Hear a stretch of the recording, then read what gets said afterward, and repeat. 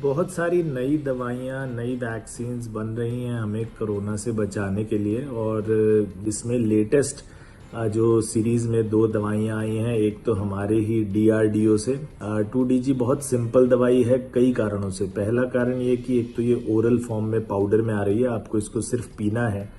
और दूसरा बहुत बढ़िया बात यह है कि ये वायरस की रेप्लिकेशन को रोक रही है। ये अंदर जाती है हमारे शरीर के और जिन सेल्स में वायरस है उन सेल्स में जाकर इकट्ठा हो जाती है और वायरस को मल्टीप्लाई करने से रोकती है। तो वायरल लोड कम हो जाता है बॉडी का इससे बहुत ज़्यादा, और इसकी वजह से हमें ऑक्सीजन की ज़रूरत बहुत कम पड़ती है। और 11 मई से ये मार्केट में भी आ जाएगी। तो बहुत मेरे ख्याल से प्रॉमिसिंग चीज़ है कि कोई बहुत महंगी इंजेक्शन वाली ICU वाली दवाई नहीं है। कोई भी पाउडर में लेकर उसको पी सकता है और उससे काफ़ी असर मिलेगा। दूसरी दवाई जो है नई दवाई वो कनाडा में आई है। सैनोटाइज नाम से कंपनी है, उसने इसके फेज 3 ट्रायल्स ऑलरेडी पूरे कर लिए हैं और इमरजेंसी यूज ऑथराइजेशन के लिए अप्लाई किया है।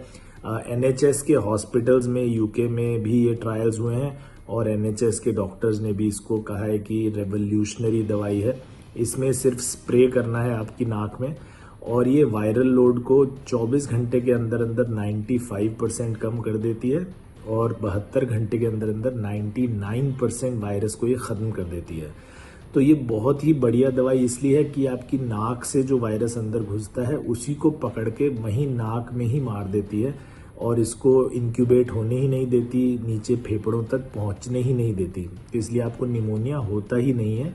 नाक में ही ये वायरस को 99% 72 घंटे के अंदर खत्म कर देती है। और ये 2 दवाइयाँ 2DG और सैनोटाइज मुझे लगता है बहुत प्रॉमिसिंग दवाइयाँ हैं हमारी कोरोना के जंग में और जल्दी ही ये इंडिया में ऑथराइज हो जाएंगी। 2DG तो ऑथराइज हो चुकी है, 11 मई से इंडिया में मार्केट में आ जाएगी तो अवेलेबल होगी सबके लिए। ये दवाई है जब आपको निमोनिया ऑलरेडी हो चुका है तो आपको ऑक्सीजन की और नीड नहीं बढ़ने देगी, तो आप जल्दी ठीक हो जाएंगे, ऑक्सीजन की ज़रूरत नहीं पड़ेगी। और सैनोटाइज जो कनाडा और UK में ऑथराइज हो चुकी है और इंडिया में आने वाली है, ये तो आपको कोविड निमोनिया होने ही नहीं देगी, नाक में ही ये कोरोना वायरस को ख़त्म कर देगी। तो जल्द ही उम्मीद करते हैं कि ये दोनों दवाइयाँ अवेलेबल होंगी और इस पैंडेमिक की लड़ाई में हम लोग जीत पाएंगे।